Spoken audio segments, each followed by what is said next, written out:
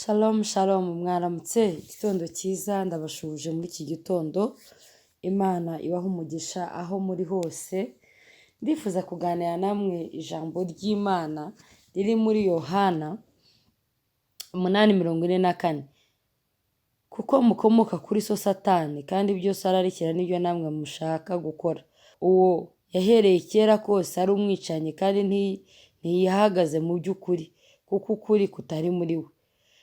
Navuga ibinyoma aravuga ibye ubwe kuko ari umunyabinyoma kandi ni se w'ibinyoma. Reka dusome no muri Kuva 20:16. Bibiliya iravuga ngo ntugashinje ibinyoma mugenzi wawe. Haleluya. Reka dusenge. Data, turagushimiye kuri Imana ikomeye kandi uri Imana ikiranuka. Iki gitondo turifuza yuko ijambo ryawe rihindura imibereho yacu tugasa nawe mwami, kuko ijambo ryawe ni indorerwamo twirebamo tugasanga mwami dusa neza cyangwa dusa nabi. Duhindure kugira ngo tugere mu kigero cyawe Kristo. Mu izina rya Yesu Kristo dusenze, amen. Inshuti zanjye ndabashuhuje aho muri hose muri iki gitondo. Ndabifuriza kugubwa neza, bifurije icyumweru cyiza cy'umugisha. Ndashaka rero kuganira namwe muri iki gitondo imiryango umwanzi yinjiriramo akatuboha cyangwa imigozi umwanzi atubohesha. Umuryango wa mbere nshaka kugira ngo tuganireho cyane ni ikinyoma, kubeshya. Bibiliya iratubwiye ngo ni se w'ikinyoma. Rero iyo umuntu abeshya yaramenye Imana, mu by'ukuri aba atari yayimenya, kuko ikinyoma ni kimwe mu bintu bigaragaza abana ba Satani. Niko Yesu yavuze ngo Satani uwo nta kuri agira, ngo ni se w'ikinyoma, ngo turarikira tukavuga ibinyoma kubera yuko ibyo ngibyo bikomoka kuri Satani, kuko turi abana be. Umuntu arabeshya, abantu bazi Imana barabeshya n'abatayizi barabeshya. Ikinyoma kirimbuye isi. Umuntu abeshya imyaka, umuntu akabeshya amashuri yize, umuntu akabeshya amafaranga afite, umuntu akabeshya akibeshyera. Yesu ashimwe cyane. Umuntu akabeshya aho atuye, umuntu akabeshya aho akora, umuntu akabeshya abana afite atabafite. Ndagira ngo tubatuke mu kinyoma. Niba tukibeshya turi abana ba Satani. Haleluya. Bibiliya iravuga ngo ntugashinje mugenzi wawe ibinyoma. Iri ni itegeko ry'Imana. Kubera icyo ushinja mugenzi wawe ibinyoma? Urabizi neza ko atari ukuri, kuko Yesu ubwe ni ukuri. Umuntu ukibeshya ukuri ntikwari kwaza muri we, kuko kenshi na kenshi igituma tubeshya ni ubwoba. Ngo ntugashinje mugenzi wawe ibinyoma. Ngaho twisuzume njye nawe, tubeshyeye abantu bangana iki? Twabeshyeye abantu, abeshya aho utuye, ukabeshyera abo ukorera, ngo ntukabeshye kandi ntugashinje mugenzi wawe ibinyoma. Yesu nashimwe cyane. Rekeraho gushinja abantu ibinyoma, rekeraho kubeshyera abantu. Na Yesu baramubeshyeye, baramubamba. Ibinyoma, ikinyoma. Yesu nashimwe cyane. Yesu rero aravuga ati rero niba ukibeshya, ati kuko Satani ntagira ukuri muri we, ni umwicanyi kandi ntiyigeze ahagarara mu kuri. Ukuri ntikuba muri we, ngo kuko ni se w'ibinyoma. Abantu barabeshya we, abantu barabeshya bakabeshyera no mu nzu y'Imana. Iyo usomye igitabo cy'Abami ba mbere, muze kuhasoma ibice 13, uhereye ku murongo wa mbere ukagera nko ku murongo wa 24.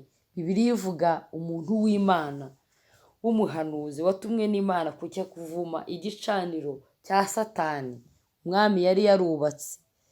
Bibiliya ikavuga ngo uwo muntu w'Imana, Imana iramubwira ngo nubwo ugiye nturye ntunywe aho hantu. Nuko aragenda akora uko Imana yimutegetse, avuma igicaniro. Imana imukoresha ibitangaza. Bibiliya ikavuga ngo uwo muntu w'Imana asubiye yatashye, ngo hari umuhanuzi w'umusaza amenya amakuru, ngo akurikirane uwo muntu w'Imana bigaragara ko uwo muntu w'Imana yari akiri umusore, ngo aragenda aramubwira ati ni ukuri ngwino ugaruke iwanjye ufungure urye. Undi aramubwira ati oya, Imana yambujije kurya no kunywa muri uyu mudugudu n'aha hantu Imana yantumye. Undi aramubwira ati ceceka, ahubwo Imana yavuganye nanjye imbwira yuko uzi iwanjye tukarya tukanywa nta kibazo. Undi nawe arishuka, ntago yigeze yongera kubaza Imana, ngo aragenda ajya iwe ararya aranywa. Amaze guhaga, wa muntu wamubwiye ko Imana yamubwiye, marayika w'Uwiteka yamugezeho, niwe wagarutse arongera aramuhanurira ngo uvu uko Uwiteka avuga, ngo ubwo utumviye ngo ntabwo uzagera mu bituro bya basogokuru wawe. Abantu babeshyira Imana ngo yavuze itavuze ku nyungu zabo bwite. Imana yambwiye ibi, Imana yambwiye ngo ukore ibi, Imana yambwiye ngo tugire duke. Kandi rimwe na rimwe babeshya. Inshuti yanjye, ikinyoma mu miryango yacu, ikinyoma aho dukorera, ikinyoma aho dutuye, Imana irashaka kutubatura mu mbaraga z'ikinyoma. Uwo muntu w'Imana rero yicwa n'intare, ngo intare niyo yamwishe. Wa wundi wamuteje ibibazo, wabeshye ngo Imana yavuze itavuze, uwo nguwo niwe wagarutse ajya kumuhamba. Inshuti yanjye, shishoza. Mesaje zose abantu baguha b'Imana cyangwa abantu baguha, wowe genzura, atari byo bazatuma intare kwica. Intare ninde? Intare ni iki? Intare ni Satani. Nawe genzura, nawe reba. Ikinyoma. Abantu barabeshya, abantu bakibeshyera, abantu bakabeshyera abandi. Rero umugozi w'ikinyoma ni umugozi w'igihe kirekire.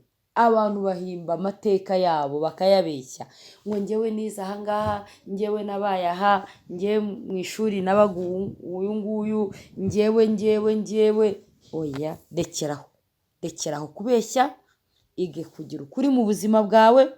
Akira ukuri ni Kristo. Mu Mana nta kinyoma kibamo. Imana yahisemo gukora ibyiza, na Satani yahisemo gukora nabi. Yesu nashimwe cyane. Ndabasaba umuntu wese unyumva atangire yitoze kugira ukuri muri we, yakira ukuri ari we Kristo. Raporo utanga ku kazi iba irimo ukuri, ibintu uvuga ube wizeye neza yuko ufite amakuru afatika. Ibintu byo kubeshyira kuri telefoni, ibintu byo kubeshya muri raporo wandika, ibintu byo kubeshya bagenzi bawe. Rekeraho kubeshya umuntu ko umukunda kandi muri wowe utamukunda, umusenya ku manywa na nijoro. Rekeraho.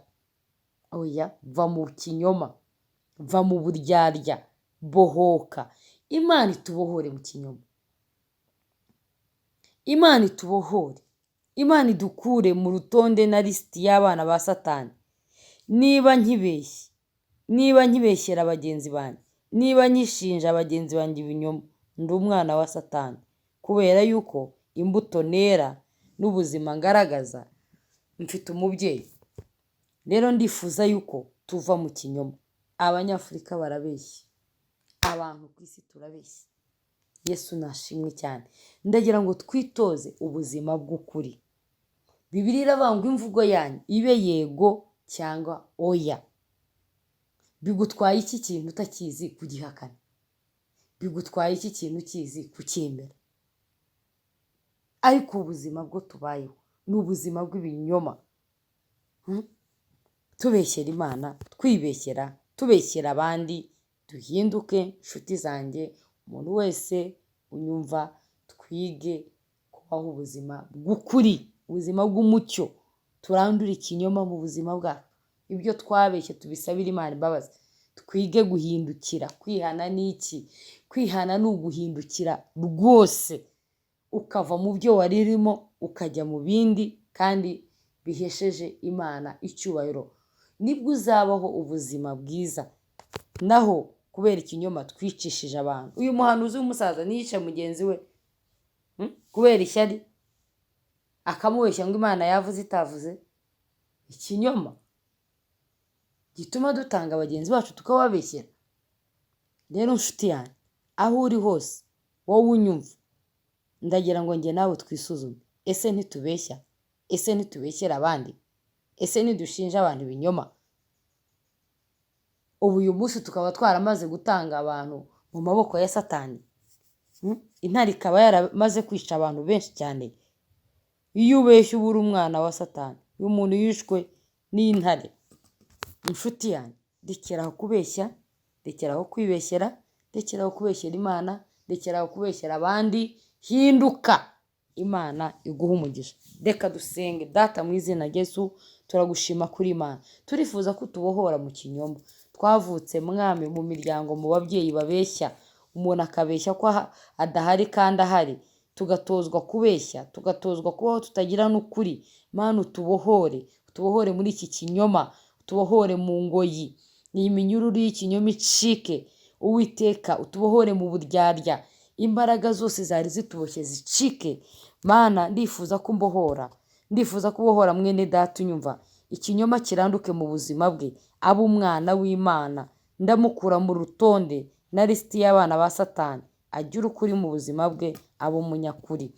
Uwiteka, amago yubakiye mu binyoma, icyo kinyoma gisenyuke, haze mu kuri, abantu babane mu kuri no mu mucyo, ikinyoma kirangire. Mana nziza, urakoze. Ni mu izina rya Yesu Kristo dusenze, amen. Imana ibahe umugisha, Imana itubohore, Imana itubature. Nshuti yanjye, turabeshya igihe kinini, tubayeho ubuzima bw'ibinyoma, twubakiye ku kinyoma, twigiye ku kinyoma, twakuriye ku kinyoma.